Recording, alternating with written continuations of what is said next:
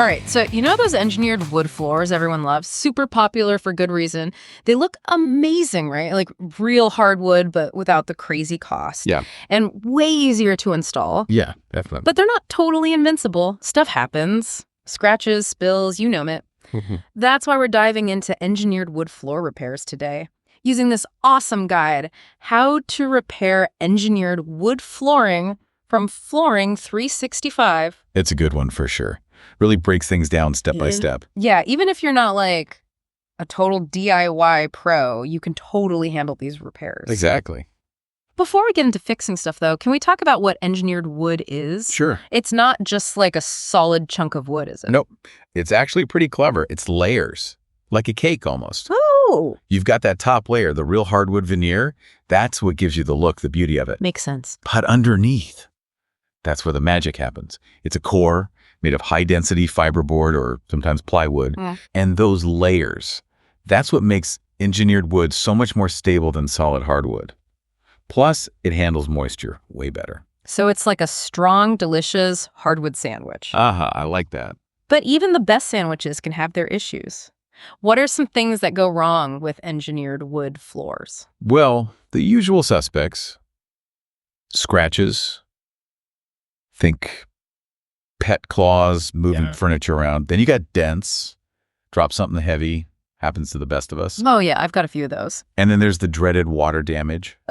Spill. The bills, yeah. Or even just humidity in some cases. Okay. And over time, you might end up with loose planks. That can get annoying. So this guide, it covers all that stuff. It does. Every single one of those repairs. That's awesome. Now, before we actually get into the how-tos, what tools do we need for all this? More than just my trusty hammer, I'm guessing? You'll want some sandpaper, for sure. Different grits for different jobs. Okay, sandpaper. Got it. And wood filler. Essential for patching up those dents and dings. Makes sense. Oh, and a putty knife.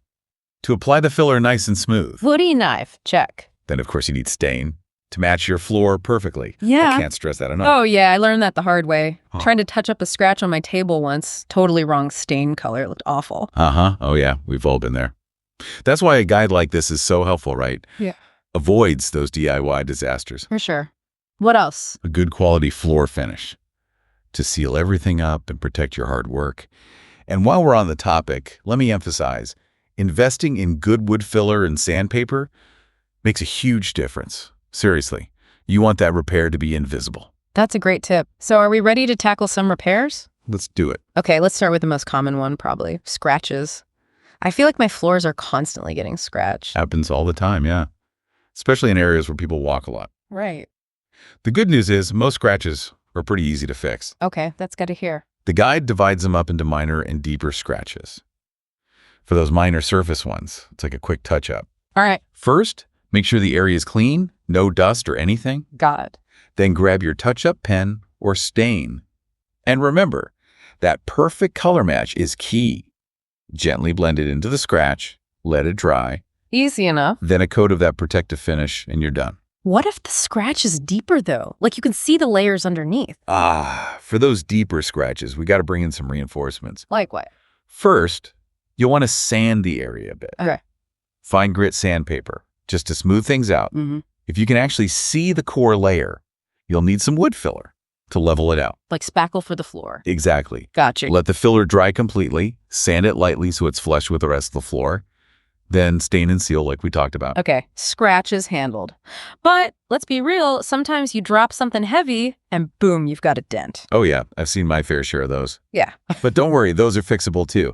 Same as with scratches, start by cleaning the area. Then, grab that high-quality wood filler we talked about, carefully fill in the dent. Here's where the putty knife comes in. Use it to really press that filler in, create a smooth surface.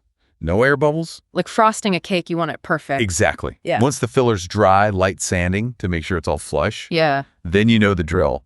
Stain and seal. Right, dents are down. But water damage, that one always seems scarier. It can be trickier, yeah. But the guide's got you covered. Oh, good. It talks about minor bubbling and also warped planks. Yeah. For the bubbles. Yeah. Like those little ones you get after a spill sometimes. Drying is key. Get that area bone dry. You can use a fan, even a hairdryer on low. Okay. Once it's dry, lightly sand the surface to smooth out the bubbles, then reapply a finish. So far, so good. But what if the plank is actually warped, like bent out of shape from the water? That's when things get a bit more involved. We'll need to remove that damaged plank. Oh, wow. Okay. Might need a pry bar or something similar. And here's the crucial part. Before you even think about putting down a new plank, make sure the subfloor underneath is completely dry. Seriously. Otherwise, you're just asking for more problems down the line. Mold and stuff, right? Exactly. Mold, warping, you name it. Once it's dry, then you can fit a new plank. Secure it with good adhesive. Is there a specific kind you recommend? Well, there's polyurethane adhesive and pressure-sensitive adhesive. Okay. Depends on the situation, but the guide goes into detail on that. Awesome. So, water damage dealt with. Is there anything else that can go wrong with these floors? One more thing, especially in older floors. Loose planks. Oh, yeah. That creaking you get sometimes. That's it. Or a bit of bounce when you walk on certain spots. I've always wondered, can you even hecht loose planks? You can. It's usually caused by things shifting over time or the adhesive failing. First step is to figure out what's going on under the loose plank. So, lift it up and take a peek. Exactly. See if the adhesive is dried out or if there's something stuck under there, stopping it from lying flat. Okay, what if the adhesive IS dried out? Easy fix. Just apply a fresh layer of good quality adhesive to the underside of the plank. Makes sense. Press it back down firmly, clamp it, or put something heavy on top while it dries. And if there's like dirt or something under there? Gotta clear that out first, of course. Then secure the plank back down. We're getting a serious workout with all these repairs, but I guess it's better than paying someone else to do it, right? You got it. A little effort can save you a lot of money in the long run. For sure. And honestly, there's something satisfying about fixing things yourself. Totally agree. And you know what? One of the best ways to avoid big repairs is to prevent damage in the first place. Prevention, always a good idea. So what are your top tips? Rugs, especially in high traffic areas. And not just any rug. You want one with a dense, tightly woven pile to really cushion the floor and stop scratches. So it's not just about how the rug looks, it's about the material too. Yep. Think of it as armor for your floors. Armor. I like it. Another must-have, furniture pads. Oh yeah, those felt ones. Those are the ones. Put them under the legs of all your furniture, especially heavy pieces. It makes a huge difference. Rugs and furniture pads. Got it. What about spills, though? Those are bound to happen. True, but speed is key. Don't let anything sit on your floors. Yeah. Spill something. Grab a cloth, paper towel, whatever, and wipe it up immediately, like right away. The longer it sits, the worse it is. Got it. Act fast. So, is there anything else we can do to keep our engineered wood floors looking great for a long time? Regular cleaning. But be careful, you don't want to use harsh chemicals. They can damage the finish. Stick with gentle cleaners made for engineered wood floors. Okay. And when you mop, a microfiber mop is your best friend. Picks up dirt without leaving too much water behind.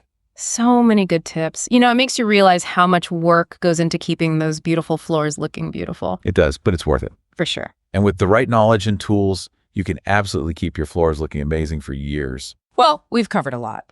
Anatomy of engineered wood flooring, scratches, dents, water damage, loose planks, plus prevention. We have.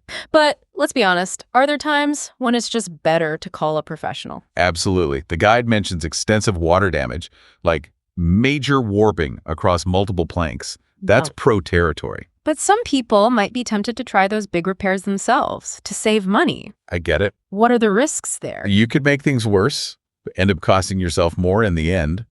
And honestly, flooring work can be tough physically. Plus, some repairs need special tools, special knowledge. Right. So yeah, it's great to be able to DIY, but know your limits. Sometimes it's smarter to call in the pros. Makes sense. But just like knowing how to change a light bulb, understanding some basic floor repair is a good skill to have. Totally agree. Like you wouldn't try to rewire your whole house if you weren't an electrician. Uh-huh. True. Some things are better left to the experts. Yeah. But knowing how to handle those smaller issues yourself, that's empowering. That's such a good point. So for everyone listening, even if you never actually DO these repairs, it's still cool to understand how things work, you know? It's like appreciating the hidden craftsmanship that makes our homes what they are. I love that. And who knows, maybe this deep dive has given you a whole new appreciation for your floors. Maybe. You might be looking down at them right now, thinking about the layers, the finish, the stories they hold. It's amazing how a little knowledge can change your perspective. Something ordinary like a floor becomes a story of craftsmanship, you know? That's a beautiful way to put it. And it reminds us there's always more to learn, even in the most familiar parts of our lives. But speaking of learning, I have one last question for everyone to think about before we move on. So we've been talking about fixing up floors we already have, right? But what if we can make floors that are just like super durable from the start? Oh, interesting. Like almost never need repairs. Yeah. What kind of stuff could we use to make that happen? That's a great question. I think we're going to see even more innovation with materials. We've already got engineered wood made from bamboo that's super sustainable, grows like crazy. Right, right. Maybe we'll see engineered wood made from like reclaimed wood, wood that was used for something else before. That'd be cool. Or even agricultural byproducts, things we'd normally just throw away. Ooh, reclaimed wood floors would have so much character. And using those byproducts, that's smart. Less waste. Exactly. And I think we'll see changes in that core layer too. The stuff under the veneer. Yeah. Maybe they'll be made from recycled materials, but super strong. Yeah. And like really resistant to moisture. Wow, the possibilities are kind of mind-blowing. Maybe one day we'll be doing a deep dive on how to repair floors made from stuff we haven't even thought of yet. That'd be something. But for now, we've got this awesome guide from Flooring 365 so we can handle our current floors. Totally.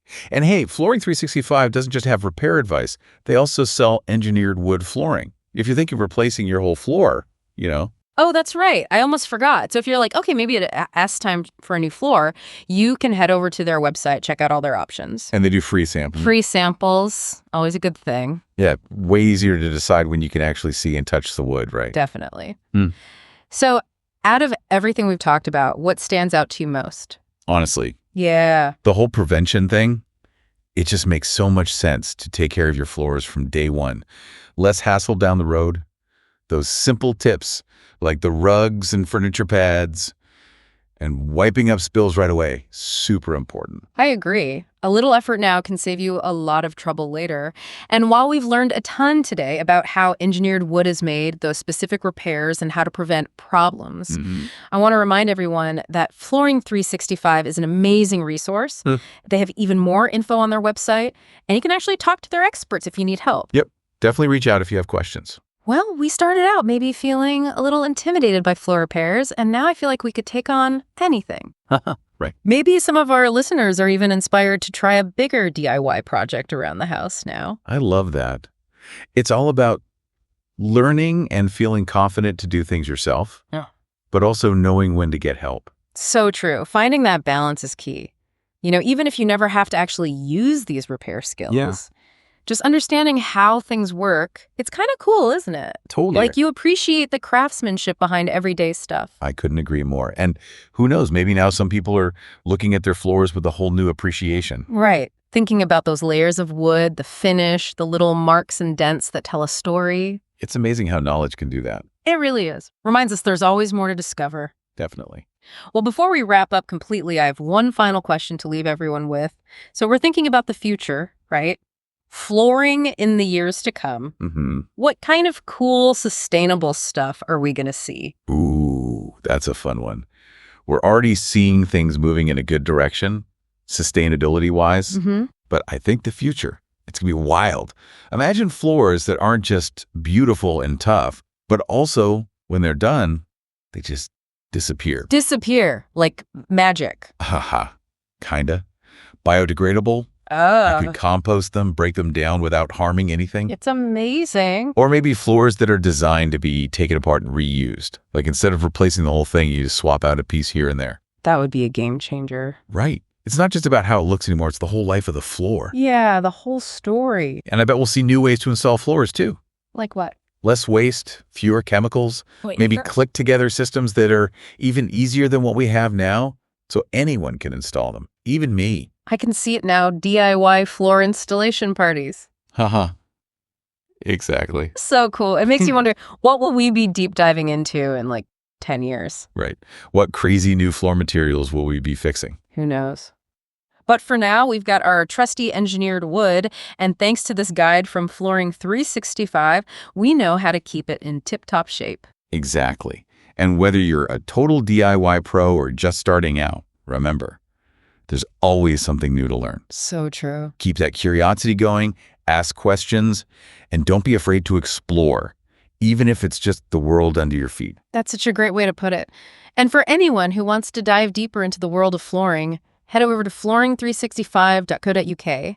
They got tons of info, and their experts are ready to help you out with anything you need. They're great, yeah. Plus, don't forget those free samples. Might just inspire your next home project. You never know. All right, everyone, that's it for our deep dive into engineered wood floor repair. We learned a ton, had some laughs, and hopefully you're feeling a little more confident about tackling those floor fixes yourself. Or at least knowing when to call in the pros. Exactly. Until next time, happy flooring, everyone.